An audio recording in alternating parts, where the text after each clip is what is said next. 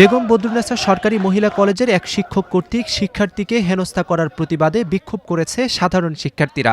১৬ April দুপুরে ঢাকা কলেজের শহীদ মিনার প্রাঙ্গণ থেকে ঢাকা সেন্ট্রাল ইউনিভার্সিটির শিক্ষার্থীর ব্যানারে এই বিক্ষোভ মিছিল শুরু হয়।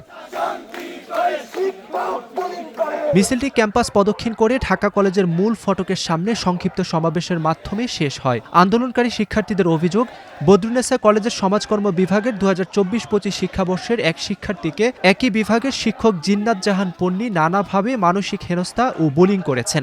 অভিযুক্ত ওই শিক্ষককে আগামী ২৪ ঘন্টার মধ্যে অপসারণের আলটিমেটাম দিয়েছেন শিক্ষার্থীরা। যে শিক্ষকরা জাতি গড়ার জন্য কাজ করবে, সেই শিক্ষকরা আজকে তাদের সন্তানতুল্য শিক্ষার্থীদেরকে বুলিং করছে।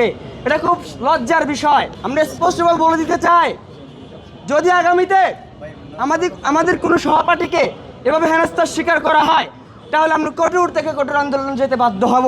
এই সেন্ট্রাল ইউনিভার্সিটি হচ্ছে একটা বিপ্লবের মাধ্যমে।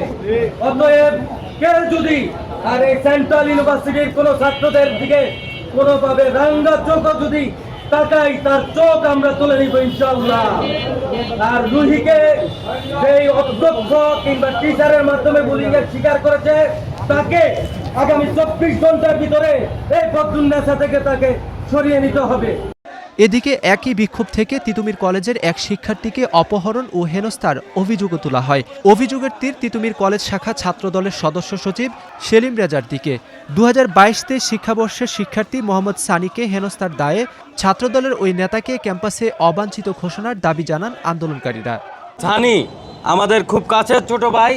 এই সেন্ট্রাল ইউনিভার্সিটি আন্দোলনের যে একজন ফোকাল পার্সন ছিল তিতুমিরের, তাকে কিভাবে ছাত্রদল কর্তৃক গুম করে তাকে কিভাবে নির্যাতন করা হয়েছে, সেই সেলিম রেজা নামে হচ্ছে ছাত্রদলের সেক্রেটারি সদস্য সচিব।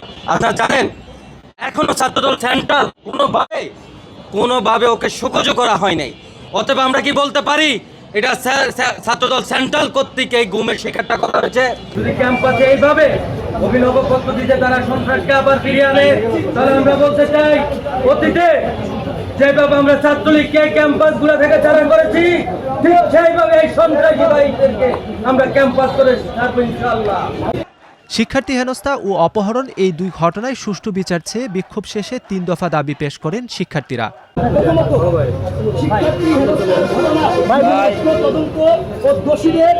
অতি দ্রুত ৩ দিনের মধ্যে শাস্তি নিশ্চিত করতে হবে। দ্বিতীয়ত, শিক্ষার্থীদের নিরাপত্তা ও অধিকার রক্ষায় কার্যকর পদক্ষেপ নিতে হবে প্রত্যেকটি ক্যাম্পাসের অধ্যক্ষকে। তৃতীয়ত, ভয়ভীতি ও মিথ্যা মামলার রাজনীতি বন্ধ করে, যে অপসংস্কৃতি বন্ধ করে আমাদের শিক্ষার্থীদেরকে যারা বিশ্ববিদ্যালয় আন্দোলনের নেতৃত্ব দিয়েছে, ২৪ শাসন থেকে শুরু করে সিনিয়র মেজরিটি, তাদের সকলকে নিরাপত্তা নিশ্চিত করতে হবে।